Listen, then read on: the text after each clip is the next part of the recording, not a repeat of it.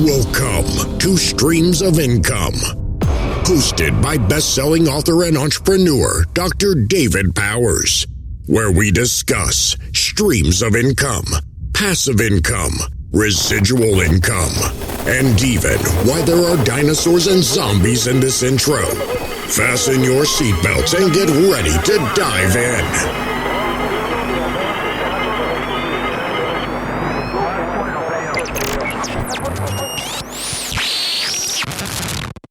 Hello, everybody. Welcome to the Streams of Income podcast. Thank you so much for tuning in. I'm glad you're here. I'm glad you are willing to give me some of your time to listen to either a business lesson or an interview with an amazing entrepreneur. So once again, thank you for listening to the Streams of Income podcast. I hope you enjoyed this episode. All right, folks, we are here with Coach Bobby Ruff, Liberty High School, and apologize for the video. We're having to do this on the phone, Wi-Fi issues and all that. But I want to talk about coaching as a career path. And Coach here has been in the game for a long time. I mean, he looks young. I mean, way younger than me. There's no gray or anything. But he's been in coaching for a long time and at the highest levels, too. And kind of coming back home, in a sense, to the head football coach of this team, where one of my kids has already played 4 years, and I've got another son that's on the team right now. And how are you enjoying Liberty? It's awesome, man. I was at Easley in 2021. I was the defense coordinator there for 2 years, and I always knew this place was a gold mine.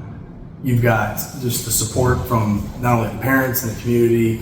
You have great participation, and this place is begging for wins. Not even just on the field, but just wins in life.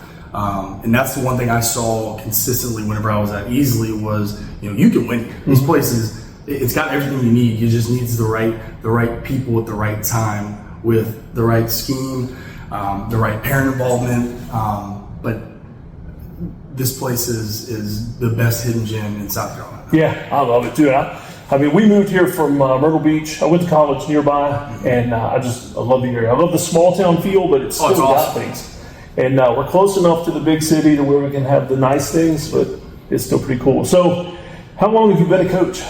So I got into coaching right after I played college football at Charleston Southern. So I played for Jamie Chadwell at Charleston Southern from 2014 to 2017. What position? Played outside linebacker. Okay. And then did a couple pro days, had a chance to play in the NFL. I had 2 shoulder surgeries, and I was a good college football player. Mm-hmm. But to be elite and you got to go play in the NFL, I wasn't that type of player, and I had a bunch of injuries. The biggest thing for me in the career was I ended up coaching at my crosstown rival at the Citadel. Yeah. And so I did that for 2018, 2019, 2020. I started out as a GA, a graduate assistant working with the secondary, working with the safeties, and was blessed to get a full-time job being the tackles and tight ends coach in the triple option offense at 22 years old. Wow. And so I was a Division I football, coach, full-time coach at 22 years old. But I was working in a position that I had no idea what I was doing. Like, I had never coached offense. I had never coached tackles and tight ends. But you made it work. But I made it work, and it was the best thing that ever happened in my career. And then the following year, I got moved to coaching inside linebackers, where I did that for 2 years. Got blessed with some really, really good players that bought into my style of coaching. Developed the 2020 Southern Conference Defensive Player of the Year. He ended up getting drafted in the NFL, and it was awesome. Then I did it for another year, and then I decided I was like, I want to take a step back from college. So I took a high school defense coordinator job at Easley. Was there for 2 years. Ended up going to the playoff for the first time in 10 years. It was the first time we hosted a playoff game in 15 years. And this was on the tail end of the pandemic too? It was, everything was everything was finally starting to come back to some sense of normalcy. And then Coach Chadwell gets the job at Liberty University, and I told the head coach at Easley, Coach Dura, the only way I'll leave is if Coach Chadwell calls me or I get a head coaching job where I can't turn down. Yeah. So it was either Liberty University with Chadwell or it was hopefully going to be Liberty High School. And that wasn't going to be, the case at Liberty High School because they weren't looking for a coach, and I couldn't turn down Coach Chowell. Was at Liberty University in 2023. We went 13-0. Played in the Fiesta Bowl. Played against Oregon. It was a great experience. It was won the Conference USA championship, and it was the first conference championship ever in school history. Yeah. Then in 2024, and I was the outside linebackers coach, and worked with defensive line and outside linebackers. Did that in 23, 24, and then moved to the assistant inside linebackers coach last year. And then when this job came open, I told Chowell, hey, if I get off this job, I'm going. and I did, thank God. And he said, yeah, go do it. Go run your program. Nice. And before that graduate assistant job, the very first one, had you considered coaching as a profession, or was it a way to stay in football? I knew, my mom always tells the story that when I was younger, I always loved football, always loved wrestling, but my mom said that when I was about 5 years old, I ran around saying I wanted to be a Super Bowl coach. I wanted to be the Super Bowl coach. And my mom's like, well, there's different coaches in the Super Bowl. And I was like, yeah, I want to be the Super Bowl coach. But I always knew I want to be a coach. Yeah. That's pretty cool. And so, all right, so college level, you have to educate me a little bit. So college level, you don't have to teach classes. That's your full-time job. That's your full-time job. Now, high school, are you going to have to teach classes, or does the head football coach not have to? So no, I'll teach classes. Okay. I'm certified to teach English. Okay. And so I'll teach one class during the season. Mm-hmm. So first period, I'll have an English class. Second period, I'll have planning.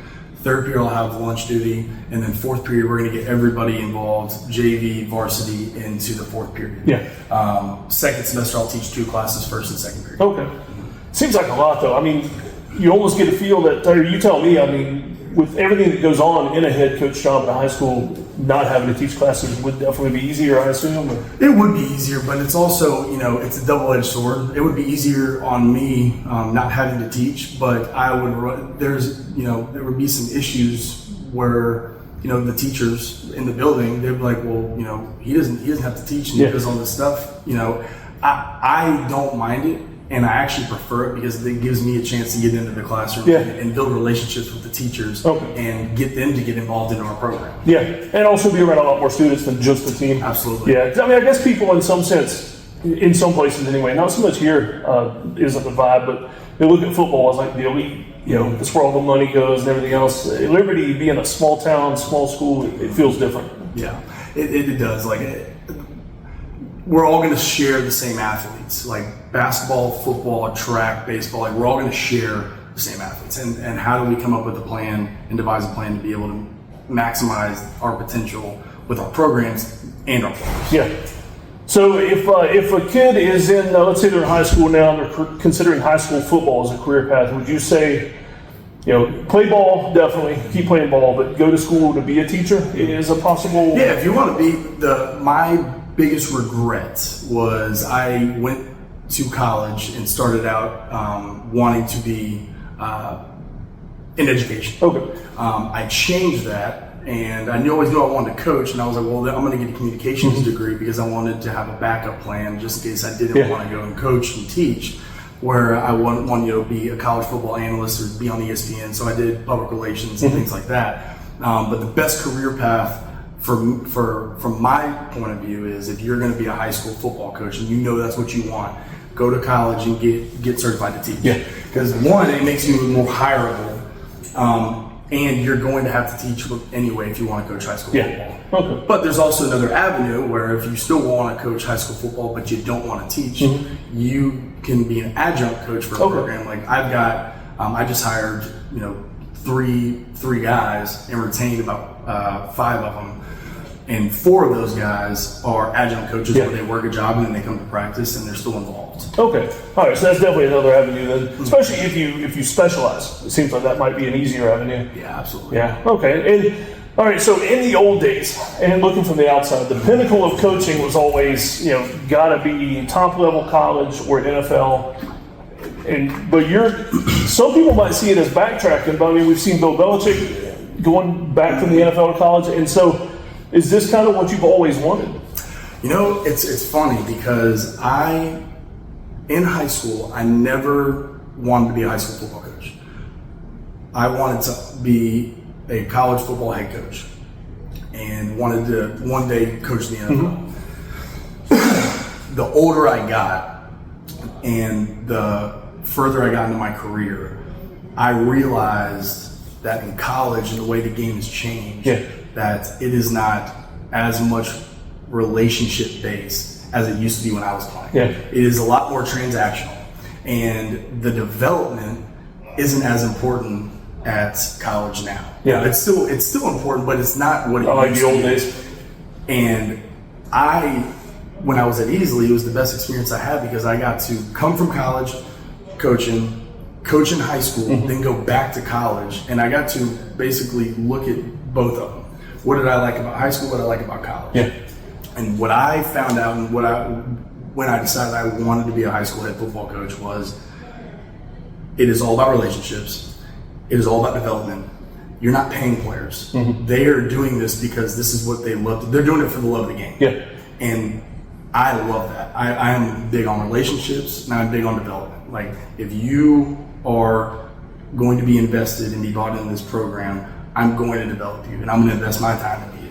And I'm going to take you to a place you can't take yourself. In college, it's a little bit harder because now you have to deal with, you can have a great relationship with a player, and you're only paying him, $30,000.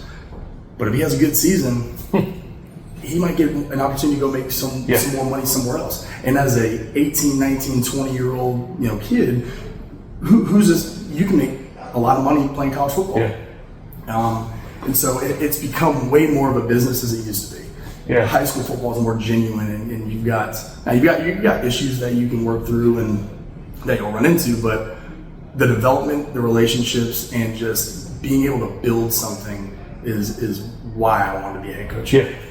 College football has gotten weird because on the one hand, players deserve something, but it's gotten, there's less distinction between college and NFL on the transactional side of things. You won't see as many guys declare early for the NFL. One, because you're Power 5 guys. If you're a draftable, if you're one of the 253 draft picks, like if you were to have a crystal ball and like these are the 253 guys that are going to get drafted, and this is their junior year. Why would they leave early and go to the NFL when they're making the same amount, if not more, of what they would make in the NFL over a certain amount of time? So you're seeing guys playing college now that are really good players for 5, 6, 7 years. And then going to the NFL, and they have a 2-year career and so forth, but they made more money in college up to this point. And you're top of the totem pole at college. You go to the NFL, you're the bottom guy. 100%. Why not? And if you're looking at it, if it's more of a business thing than the love of the game, why not? Treat it as a business opportunity. And absolutely. And I've always told, like when I would recruit players, I would say, hey man, listen, you come in as a freshman, and if you're good enough to play as a freshman, you have a good season. Like, we will help you go somewhere else and go make a lot of money. Do it while you can, because you have a chance to set yourself up generationally at a young age if you do it the right way. And how am I, how is it good leadership from me as a coach, tell them to not do that? It is selfish on my part, because I would do the same thing if I was in their shoes. If the opportunity is presented to me, why would you not do it? But also being able to give them the tools of, hey, let's get you into some financial literacy. Let's be able to show you how to manage the money, because you're going to make an incredible amount of money. But then whenever you get done and you don't go play in the NFL, say you're making $100,000 at Liberty University and you graduate, you don't play in the NFL. You might have to take a job where it's going to be a $40,000 job. How are you going to change your lifestyle? Right? So those are some of the things that it's changed drastically, but it's also kids can benefit in the long run from it. Those are the stories I love out of the NFL. I mean, more so than the career highlights is the guy, the middle of the road guy that's in the NFL for a few years and then comes out and starts a business or buys into something or starts a nonprofit. I mean, I love those stories. All right, so you have done an amazing job coming into town and building up the feeder program from rec on up. And I've had kids in rec going on 6 years now. feed into this program. And so, I mean, you established the citywide practices on Wednesdays, which was a lot of fun. I mean, from varsity on down to flag football. But the most impressive thing for me is how many of your players right now are actually coaching flag football teams. Yeah, that was cool. Yeah, because I mean, my youngest son, 2 of your players are his head coaches, and their first game they beat one of the more established stack teams, which was pretty cool. And then my son Gideon is he's assistant coaching. So guys like that are already thinking in high school, I want to be a football coach. I'm not aiming for the NFL or anything else. What would you say to encourage them? The best advice that I got that I take to where I'm at now, it was from Coach Ruff. And install your culture before you do anything else. Know what your culture is. Mm-hmm. Don't copy and paste it from somebody else. Like, what do you believe in? You know, what do you want your program to look like? What are your core values? What's your standard? Come up with those ideas, and at the younger age you do it, it might change drastically. But by the time you're, a sophomore in high school and you're a head flag football coach for an 8U team, and then you're now 20-something years old and you have a chance to, be a head coach or, be a coordinator or just be a position coach, know what you want your program to look like. Yeah. And don't be afraid to make it your own. And once you know what you want, go all in on it. Yeah. Don't devise from your standard. Like, never let the standard be compromised. Never let your program slip because you allow certain things that don't live up to the standard. Yeah. Okay. And they are tough. I mean, I can see some of the things they bring from practice onto the practice with the little kids. Mm-hmm. They're not as physically demanding because they're little kids, but they don't let up on them. Oh, absolutely. It's pretty good. It was when he told me that, I was like, okay, I know what I want it to look like. Now, how do I implement it? Yeah. And the best advice I could give them on top of, what I just previously said, don't be afraid to be wrong. Like, I've had this job. I've kept account. I've had this job now for 87 days, and I'm going to keep account of by the time when I got hired to, whenever I leave, and I want to be here. I want to be here until I die. Yeah. Like, I want to be the longest tenured head coach here. I want to be the winningest head coach here. Like, I want to make this the best football program in the state of South Carolina. Yeah. But I want to make sure that whenever I'm telling kids and explaining to them what it looks like to be a coach, never be afraid to be wrong, because you are going to be wrong. And in 87 days being here, I've been wrong a lot of times and I've had to figure it out. Yeah. But don't have an ego. Don't be the guy that says, "Oh, I know all the answers," because you don't. I definitely don't. Yeah. I found that out really quick. I don't. Yeah, well, I'm looking forward to at least another 8 years with you, with my kids. All right, so last question. We'll get personal on this one. So, if anybody, a player, a student, anybody like that, walked up to you and said, "Coach, I need some resources to help me be successful in life." Mm-hmm. So, the Bible is the obvious one. So, that one aside, what 3 books have a permanent place on your shelf that people say, "Hey, is there something you could recommend I read or something to be more successful?" Mm-hmm. What would your recommendations be? So I tried to do a really good job of reading. I started out being a book a month.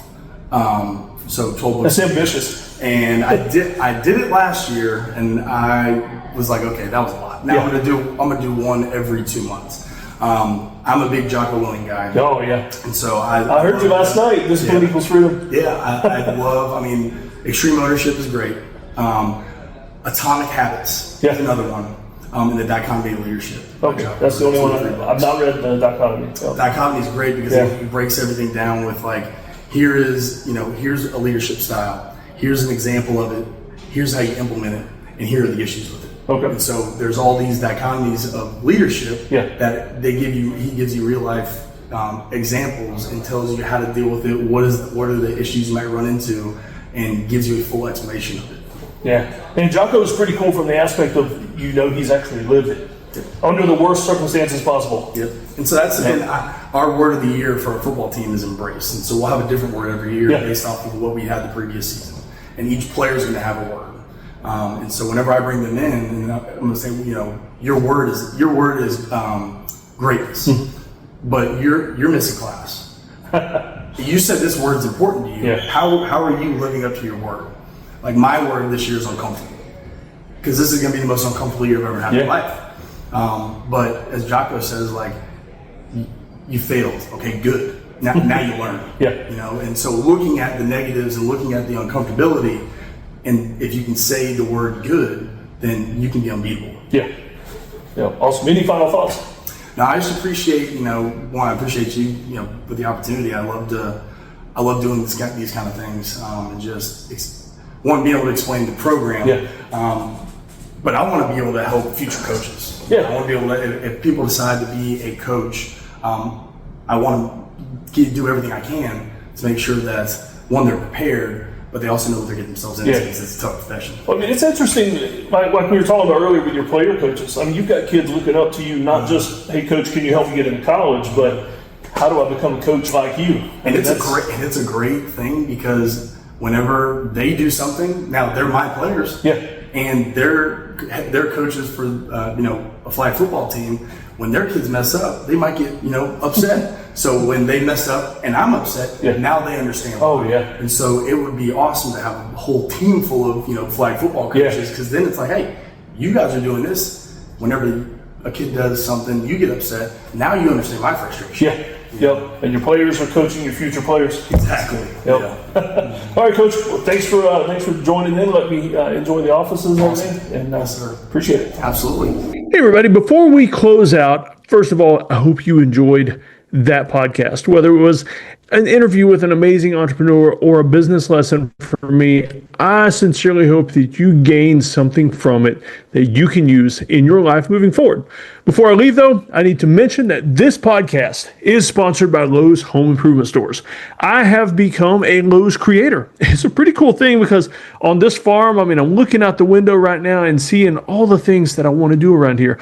Most of these things I can do with products from Lowe's Home Improvement. And so I'm excited to be a Lowe's creator. If you want to check out some things from them and order some stuff and see my specially curated Lowe's storefront, you can click in the show notes. There's a link there for you. And I hope you build some amazing things. And hey, you know what? If you do, send me pictures. I would absolutely love to see the amazing things that you're building at your house using Lowe's products or anything else, really. I'm just curious. I want to know everything about you and everything about the cool projects you're doing, because I'll be honest with you, I get some neat ideas for things I want to do at my house as well. All right, y'all take care. Thanks for listening.